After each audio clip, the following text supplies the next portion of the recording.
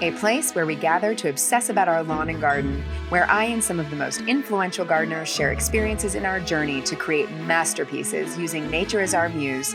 Tips, tricks, and everything in between are coming right up. Welcome to the Art of Gardening. Welcome to the Art of Gardening. I'm your host, Melissa Lallo Johnson, and I am thrilled to have my dear friend Cheryl Miller of My Brentwood Garden joining us today. She has done some really fantastic things on her property and specifically related to container gardening. She has an incredible container garden that would be so useful for everybody to hear some tips and tricks of what she does if you don't have the space but want the plants. So welcome, Cheryl. Thank you so much for being here today. And if you wouldn't mind, Thank you, Melissa. thanks. Could you just start us off with a little bit of a history about how you got so good at doing container plants?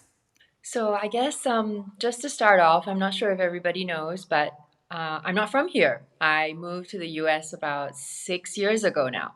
And so growing up in Singapore, I would watch my mother garden in our condo in a small balcony. And she was able to grow all these amazing things. Every time she wanted to add chili peppers, she was able to actually just go and pick it up from the balcony.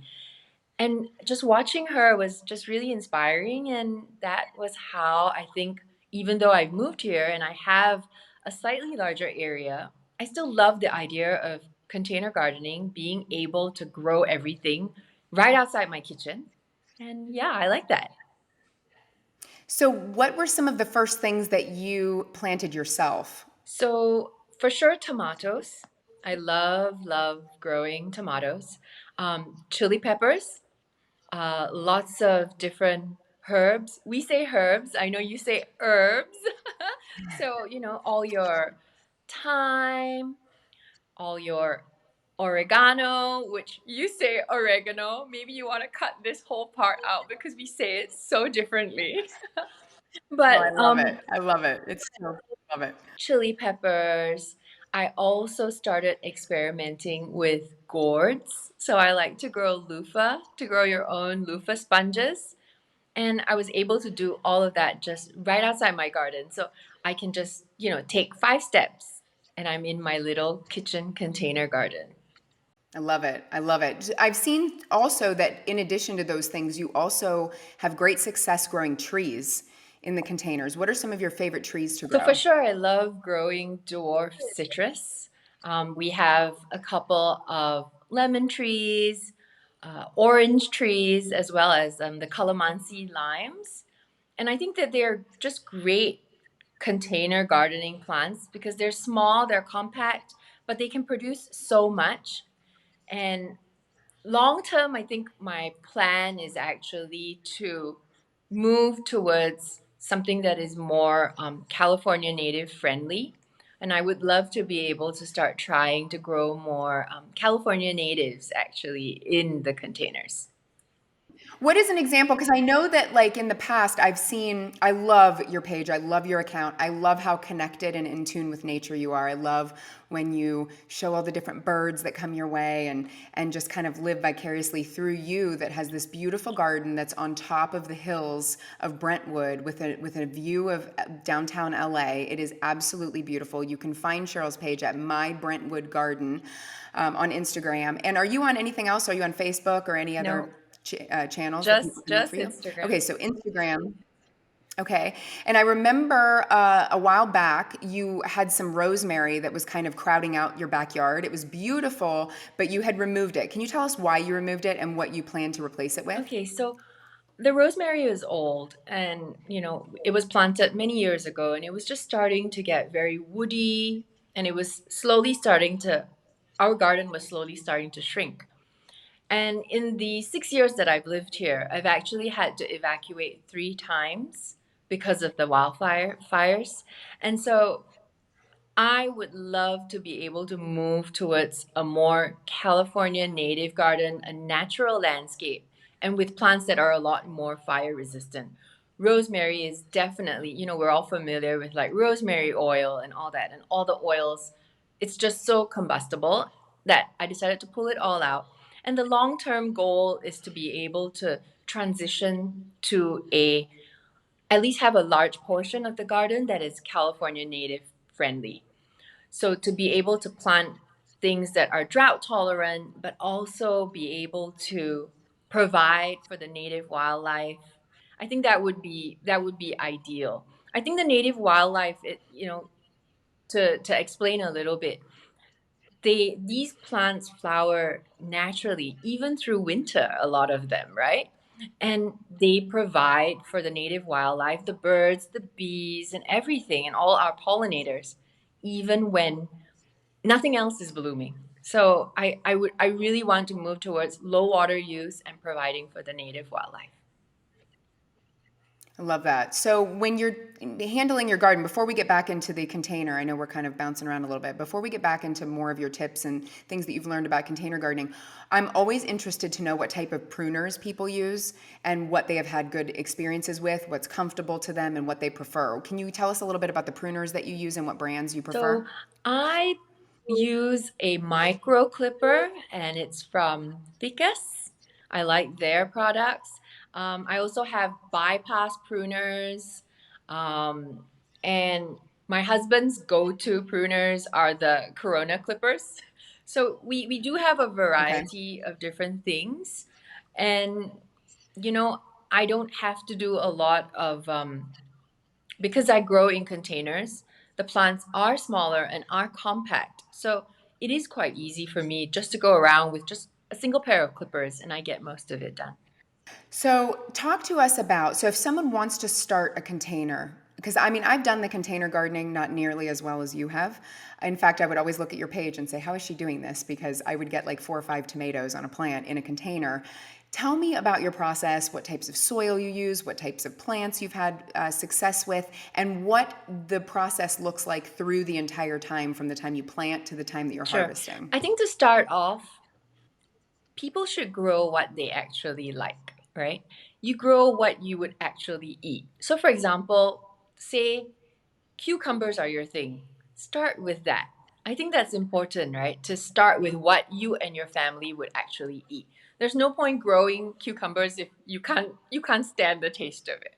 So for me, I started out with the simplest, easiest things to grow. Tomatoes, cucumbers, that kind of thing. And I think starting point is can be very daunting for someone that hasn't gardened before. It's a huge investment, right? But if you're thinking about containers, you can invest in just a few smaller containers, get the best quality potting soil that you can, get a bit of fertilizer, and you can actually just start. So I think that those are really my tips. Good quality potting soil, containers that appeal to you, and just to have a spot where you get, a good amount of sunlight. And containers are good because if you feel that, okay, this spot doesn't work, you can pick it up and you can move it.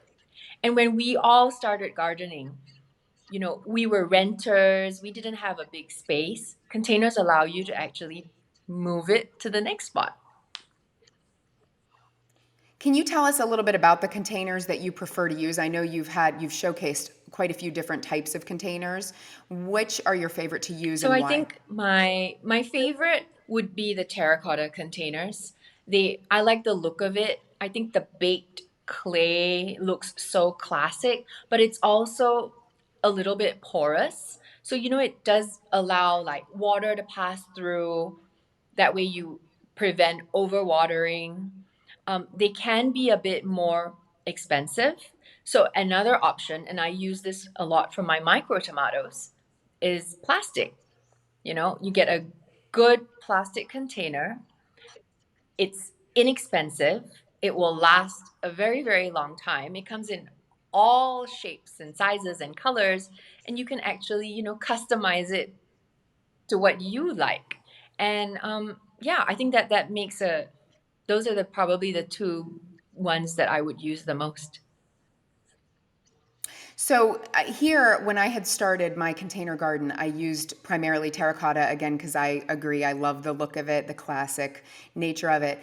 But for a place like Missouri, where I mean, it's going to be 100 degrees tomorrow, 102 degrees the day after, one of the things I struggled with was keeping the soil moist and having to water sometimes twice a day just to keep that up. Do you recommend that if someone's in an environment like I am, are there any amendments I should be making to the soil, or should I just switch and use something like a plastic that's not going to be as porous? What would you recommend for someone in a hotter Yes, I think environment? for sure you could move to something that is like a plastic, but if that's not the look that you like. So for us, we of course, we get regular heat waves. I'm quite lucky in the hills that it doesn't get to above 100 that often. But when I know it is coming, what I like to do is I like to water my containers the day before the heat wave. I water it slowly and I water it deeply and I let the water run out a little bit. And then the morning of the heat wave, I water it again. And I feel that they actually do well. I've never actually watered my plants twice a day. And I think that if your plants are starting to wilt in the middle of the afternoon, it's 1 o'clock in the afternoon, it's the hottest time, I think that's normal. And they will perk up once the sun goes down a little bit. But if they're wilting in the morning, then you know that you don't have enough water. But I think in the afternoon, the hottest part of the day, it's natural. So yeah, for my tip would be you can keep what you have, but just water the morning before the heat wave and the morning of. But yeah. Okay, that's great advice. Can you tell us, from your perspective, what are some of the advantages of container gardening rather than doing something in the yard, like a Sure. typical I think garden? that you can definitely garden when there is little or no space. Some of us don't have gardens. We stay in a tiny little studio apartment, but we have a sunny window. And you could put containers there and you could garden where there's no space. It doesn't cost too much to get started. You can take it with you when you move. It's very decorative. You could put different colors, especially if you have young kids and they like a little colorful garden. And for me, the best is no weeding. I don't need any big, heavy equipment. I don't have to do any kind of weeding. And I love that. I know you grow them in your kitchen windowsill also in the small, what is that, like a 6-inch Yes. terracotta pot? And it amazes me how you get these like little like trees full of tomatoes. It's incredible. So tell me about, so we know we find our container, we get our, soil. What type of soil do you use? Is it a vegetable soil, a garden soil? Where do you find it? What do you So I prefer? like my soil as well as my fertilizers. I like to use one particular brand, and that's Dr. Earth. I really like their stuff. When I was doing my research, I read that they took discarded supermarket fruit and vegetables and they processed it down, and that was how they made their fertilizers. And I like that idea that this all this supermarket waste was going somewhere good. And that is why I think their fertilizers don't burn our plants. They're not so strong that they burn because they came from fruit and vegetables. So I like to use Dr. Earth. I use the best potting soil. I always say buy the best potting soil you can afford. Like you said, it's a 6-inch container. It's tiny. This we're gonna give it the best we can give it so that it gets a good start, right? And so I think if I can add a couple of other tips, it's that your containers must have drainage holes. You must have drainage holes. It's so important because once it gets waterlogged and the roots just sit in water, it's not going to work. Like I said, good quality potting soil. Add in a little bit of fertilizer when I start the plants. I do that. I mix it in. If you want, you can also add a little bit of perlite. Good drainage is always good. And then just don't overwater. You know, I think that a lot of us tend to overwater our plants. So you're talking about my kitchen windowsill. I water my tomatoes at the most 3 times a week indoors. That's it. I don't water it every day. Even when it gets hot, I don't water it too often. I'm a heavy pruner.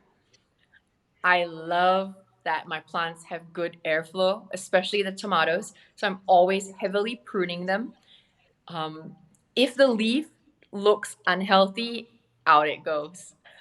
I would rather sacrifice that bit of and cut it off than risk it making the entire plant sick. And always, always one plant per pot.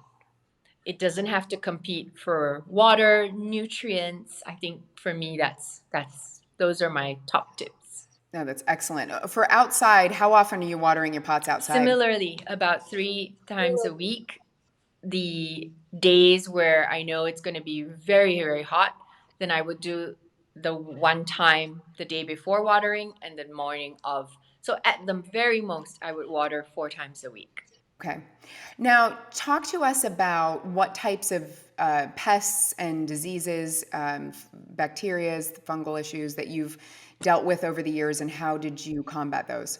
So I think I've been quite lucky that the only big issue for us has been powdery mildew. And I think all of us struggle with powdery mildew, especially for me in the hills.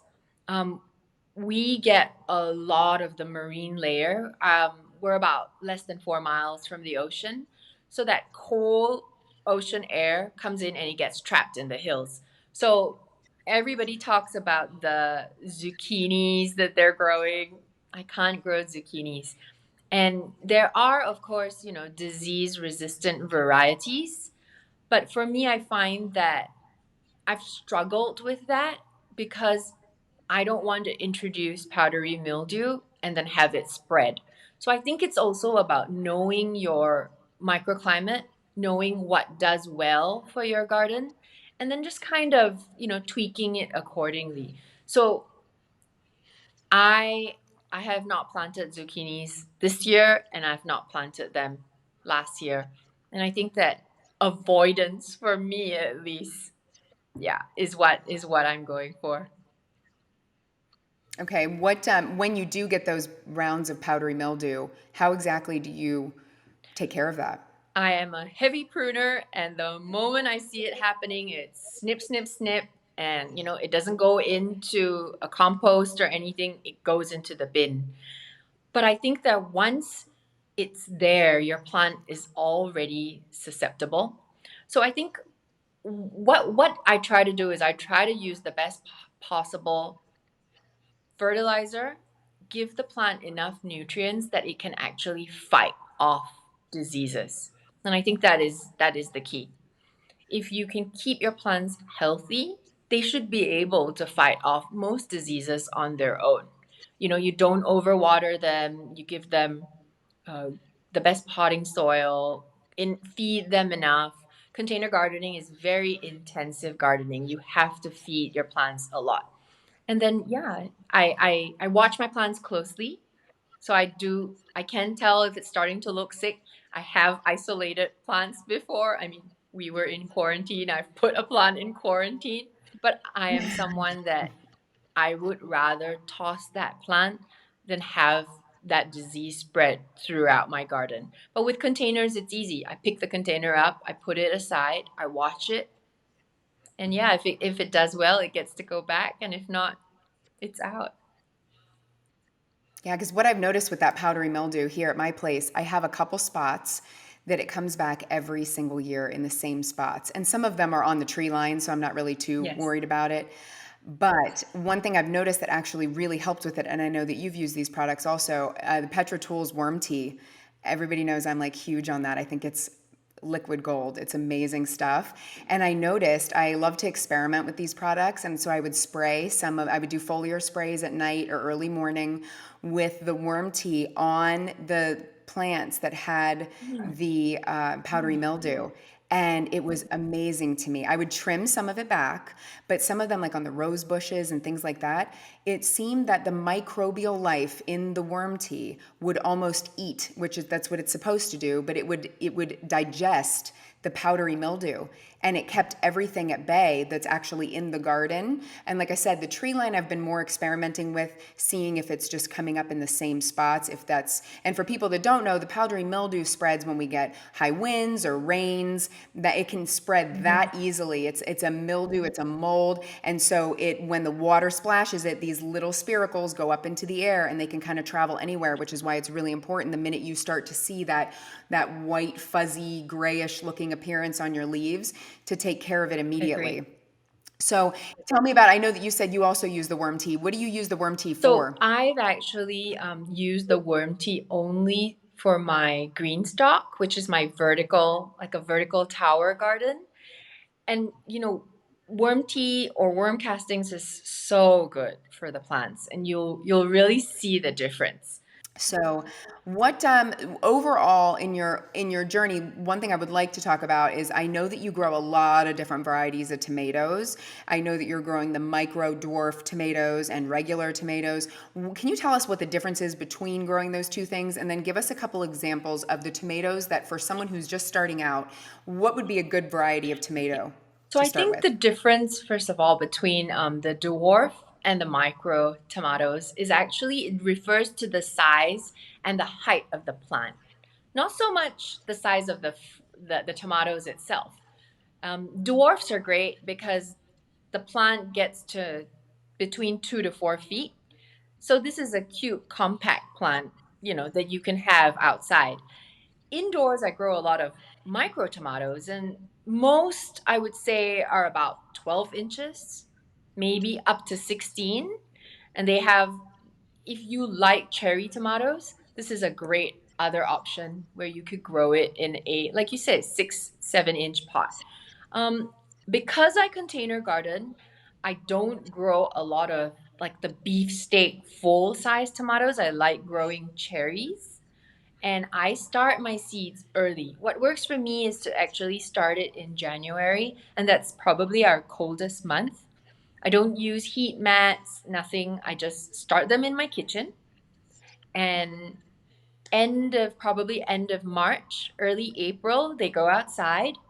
Like I said, make sure your containers have good drainage holes, use the best possible potting soil that you have, and add in a little bit of fertilizer, and then prune heavily, stake it. And I've been harvesting my tomatoes since I would say end of June. Yeah.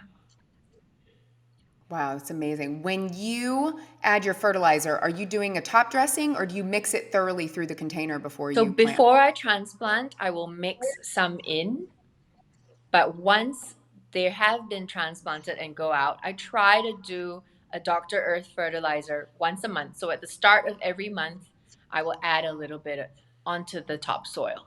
And then I just water it in. And because it's so organic, it easily breaks down, and it gives my plants like a little bit of a fertilizer, slow release throughout the month. As for varieties, That's you great. asked which varieties I like. I think it really depends Hmm. on your space. If you're living in a condo and you have a small little, windowsill, micro tomatoes are great. Tiny little plants, less than 12 inches tall. If you're new to gardening and you want to have cherry tomatoes, then there's so many varieties. And they don't just have to be red tomatoes. There's all kinds of colors that are available, and I think it's also interesting when you're growing something that is visually appealing, and then when you harvest it, it makes your fruit salad look so good.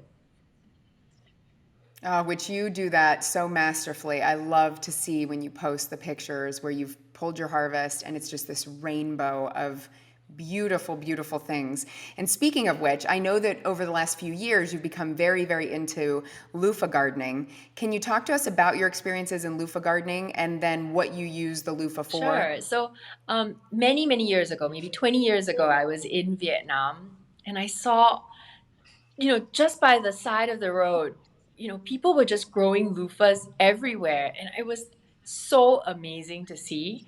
And I said, you know what? I could definitely try to do this in a container. And I'm always trying to push the limits. So I've got the biggest container I could get.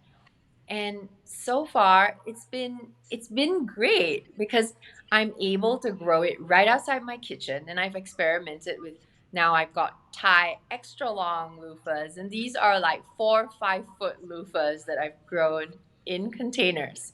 And it's so fun because it takes almost an entire year, right? In March or February, I'm planning for December loofahs. And I use them in the shower, I Wow. use them to wash my dishes. They last maybe 6 months, but then they can go straight into the compost heap. So it's really, a circle of life, pretty much. I have enough that I'm actually Yeah, able to that's also brilliant. gift some during Christmas to family. And yeah, I think that that's probably one of my favorite things to grow. I didn't even consider that you could use them to clean dishes. How long does one of those last as you're using it for that type So of probably purpose? about 5 to 6 months. I think that it lasts Wow. pretty long. Um, Between washes, of course, prop it up, make sure it dries fully. But in LA, everything is so dry, it's crispy after a few hours. But I think it works so well. And don't you like the idea that instead of using a sponge that is now going to go into the trash, right, and go into a pile, this can go directly back into your compost. It's brilliant. I'm going to Brilliant. send you a I loofah love it. Well, sponge, we okay? definitely, yes, I would love that. Well, we are closing in on time right now. I would love to definitely continue our conversation about your seed starting practices, because I know that's probably something that people would love to hear when you're starting seeds indoors in your home, in your kitchen windowsill, which is wild to me that you get the success that you have doing them right in the windowsill when so many people think you have to have the lights and the this and the that and all the craziness to be able to start plants. So we'll definitely have to pick up on that at a later date. Thank you so, so much for joining us and all of this incredible information. Once again, if you've learned something and you loved what you heard, please subscribe, like, leave us a comment about what you like to grow. Remember, the engagement is exactly what creators just like us thrive on, to be able to have these crazy algorithms get our word out. So we appreciate you joining us today. Thank you for all of the information. And once again, if you're interested in hearing more about all of the wonderful things that Cheryl Miller does, you can check her out on Instagram at My Brentwood Garden. Thanks so much for joining us Thank you, today. Melissa. Bye. Thank you. Bye bye.